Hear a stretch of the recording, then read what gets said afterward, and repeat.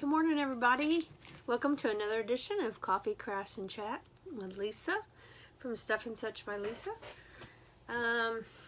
Sorry about the glare. I should just take my glasses off, but I can't see very well without them. So, anyway, today I don't really have a lot to talk about. I didn't get to finish working on that sleeping bag last night. I had too many other things going on, and I had the grandgirls yesterday. So,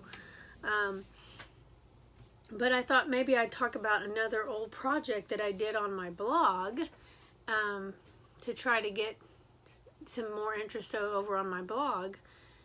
You know, I'm going to shut these blinds a little bit because it's just, I don't know, it's still not going to be good, but it's just so annoying. There we go. That's a little bit better. Hopefully you can see me. Hopefully it's not too dark. Anyway, one of the things I did quite a few years ago, let's see, I think it was in 2012. So that was, wow, that was quite a long time ago, about 6 years ago. I made these little dresses for my granddaughters, some carnival dresses, and it just happened to coincide with my granddaughter's first birthday. My granddaughter, who is now 7, it was her first birthday, and my daughter-in-law was doing a theme of carnival, circus theme or carnival theme for my granddaughter Claire's first birthday. So I had found this dress that on a blog that this lady had done, a very popular blogger that some of you may have heard of. She doesn't blog as much about crafts anymore, but she used to, and her name was Ashley, and her blog was, let's see, what was the name of her blog? Oh, Lil Blue Boo. And I will put a link to her. I think she still has a site, but I know a lot, she really switched up what she does and started doing more like lifestyle type blogging, I think, because she moved from California to like either South Carolina or North Carolina. But anyway, so I'm not sure she still has a blog, but I think she does. Excuse me. Still fighting the allergies.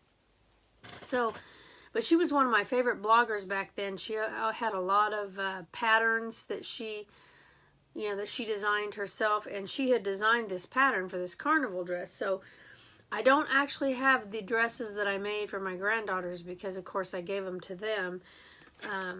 But I've got some test dresses that I did that I still have that don't look exactly like the dress, but I'm going to put a link below so you can see what the actual dresses are like. These were just some test dresses that I made.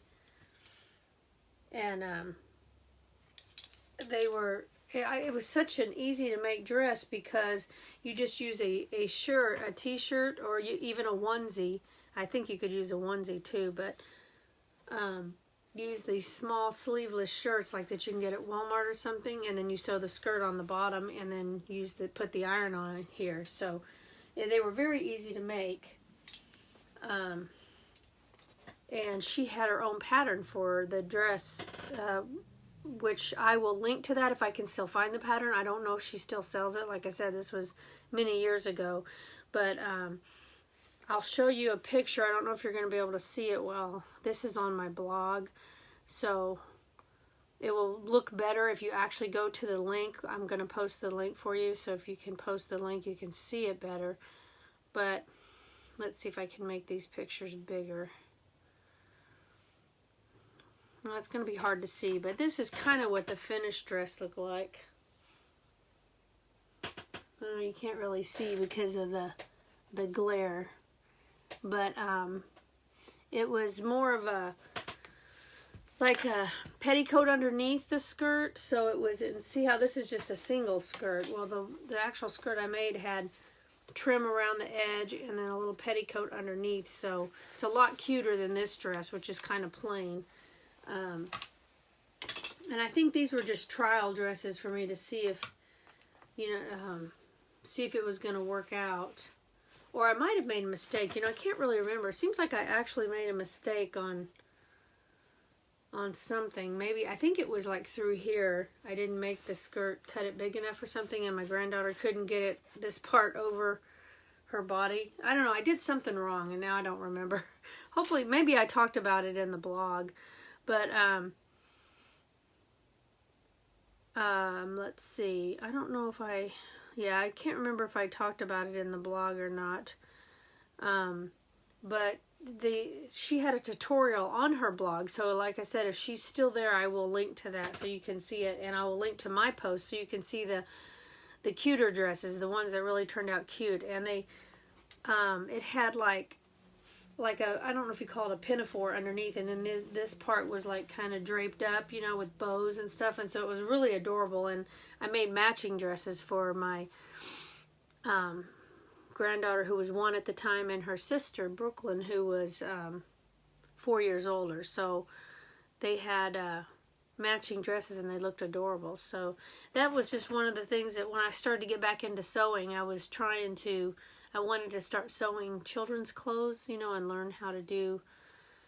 I mean, I had done a little bit of it, but I had made some pajamas for my granddaughter Jade, but I struggled with it because I hadn't sewn in years, and so that's when I first started sewing again. And so I had a few problems here and there, even though the pattern was relatively easy to use. It was a PDF pattern, but because it had been so many years since I had sewn clothing, you know, I struggled a little bit, but I was real happy with the results when it was all done. So go check out that blog post when you get a chance and see the actual dress instead of these. But one of the things that I did do that I thought was kind of cool was this iron-on. You know, when I first saw it, the blog post, I was thinking, wow, you know, where would you get that iron-on like that? But she had good tips and ideas of where to go, and I actually bought some old Crazy 8 cards from a person on Etsy that was selling ephemera, and this was one of the items that she had. She had these old Crazy 8 playing cards for kids, and I bought I think a set of 3 of them or something, 3 or 4 of them, and I scanned this, put it on my computer, enlarged it a little bit, and then bought some of that transfer, what do you call that, t-shirt transfer material, and that goes in your printer. And then of course I had to reverse it, the design, so it would print the way I wanted, and then I printed it on the iron-on materials. And you can see this is like an iron-on, and I was really surprised it ironed on pretty well. I was, you know, because this was a ribbed shirt, I was worried that it wouldn't, but it actually turned out really good, and that's how I got that on there.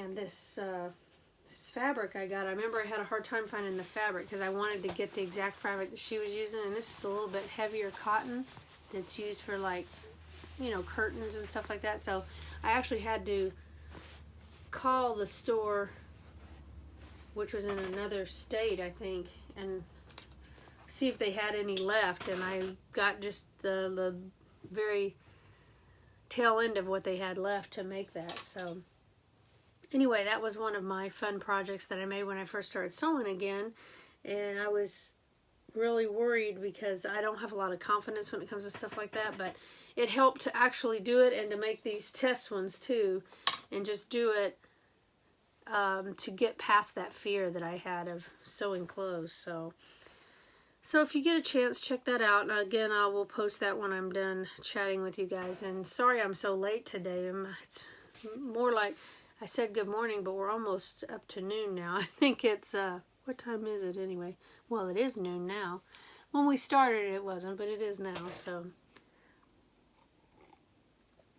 anyway, that's about all I have today. Not a very long chat, but I'm glad you guys stopped by. And oh, it looks like I have 1 viewer now. I didn't have any viewers earlier. I guess I need to be more consistent about the time that I'm actually doing this so that people know when I'm doing it. I'm kind of all over the map lately because I've been taking a lot of trips and going places. Like, we're going to see our grandbaby next week, our new grandbaby in Tennessee, so I'll be gone for for the whole week. So I probably won't be doing it all next week. So hopefully eventually I'll be a little bit more consistent so that people know when I'm getting on. And again, for those of you that might not have heard me talk about this before, I want to build up a following on this page so that I can start a sell page to sell some of my crafts that I need to get rid of, or some of my vintage items, because I've been collecting a lot of vintage items over the last, I don't know, maybe 10, 15 years.